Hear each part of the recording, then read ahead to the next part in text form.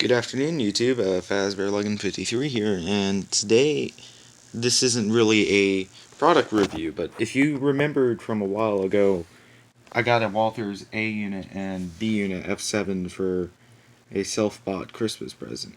And if you remember, the B unit didn't work. Well, Walthers never really said, hey, we're going to refund you on this. So basically, I've taken it into my own hands on trying to figure out what to do.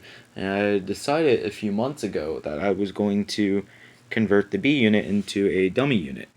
Well, it's not quite there yet, but I thought I'd run you through the process that I've figured out how to get it. I've got one truck here that's free. This truck no longer drags. This one, you can't move. So I'm going to run you through the process of how I did it, but I'm going to have to put the phone down to do this.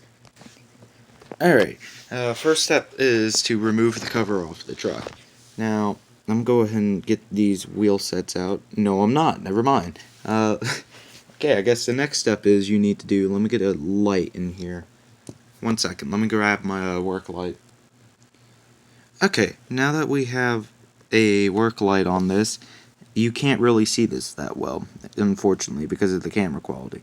But your next step is, and I'm just using a screwdriver because I have big, fat fingers and I don't need to be damaging stuff. But you're going to want to pry your sides off of the truck, and should just be as simple as 1, 2, and then a little bit of a shimmy and a wham. Maybe? No? Hold up. Uh-oh. Yeah, I'll be with you right as soon as I get these off. Alright, now that I've got those sides off, your next step is to remove the wheel sets. And just because I have OCD, I'm going to keep the wheel sets in order of, this being front and that being rear. But yeah, you're going to want to remove the wheel sets, and I find the best way to remove them is kind of wiggle them back and forth while pulling up lightly, but keep some force on the model so that way the model doesn't pull up as well. So wheel set 1's out. Wheel set 2. Well, I probably should have started with this one. There. Wheel set 2's out. And I'll put those up there. Now, this part I'm really just going to have to explain. But basically, looking at the exploded part diagram, which is right here, what you're looking for is this up here. There's this weird looking drone part. Come on, focus. Hold up. Focus. Yeah, that part right there. That weird looking drone part looks like a guy reaching out for a hug. You're going to want to get that off, and then you're going to want to remove the worm gear. I've already done that for the first truck, and that's sitting right there.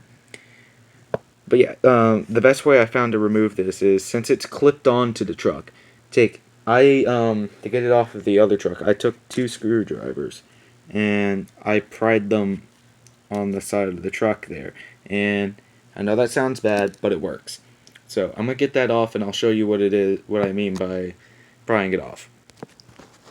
Okay, so I've just got it off, and as you see, here's the truck housing, or the gearbox, whatever you want to call it. And this is the chassis.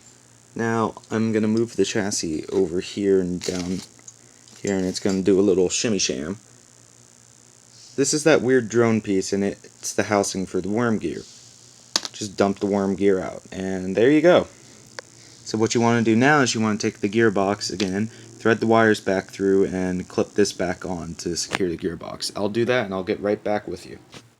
Oh yeah, just a quick side note. These, the way Walthers did their B units, and I'm assuming it's the same for the A units, there's a little nub on the frame. You can just barely see it right here. My finger's covering it, but there's a little nub there. And there's a corresponding nub here for the bogie to rest on. Make sure you do that. And again, I'll get back once I get stuff clipped on. Alright, so I've got that clipped back on, and something you should see immediately, now that the worm gear is gone, these gears here should rotate freely, which they do.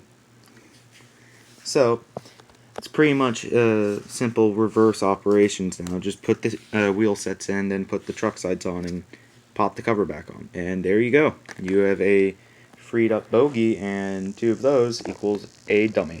I'll get back to you once the whole thing's together, and then we'll put it on the layout, roll it back and forth, see if it works. Alright, so I've got the truck housing back together, and I'm going to turn my headlamp off. Oh, actually, no, you guys need the light. But I've got that back on.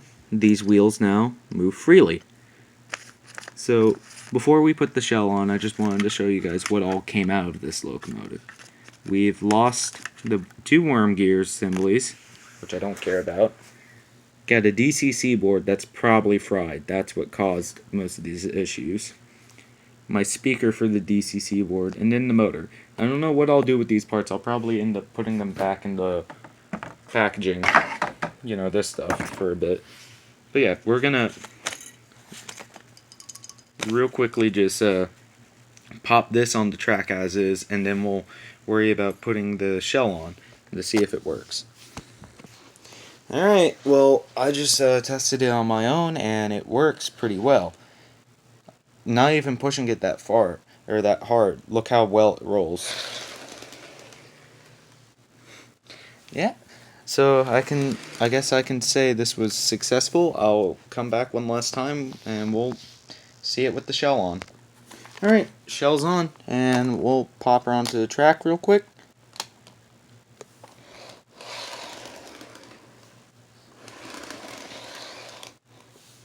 That's successful. Here, let me get my focus together. But, yeah. That's successful. And just to prove that there's no tomfoolery going on, there's not even track power. But yeah, so that's that. I've got a B unit again for my A unit. Should probably mate the 2 real quickly for a picture. But yeah, just want to say thank you for watching. I'm definitely not qualified to call this a tutorial, but it's the next best thing because there's no tutorial for doing this on YouTube. But yeah, thanks for watching. If you enjoyed it, make sure to leave a like and subscribe if you want more. Peace, guys.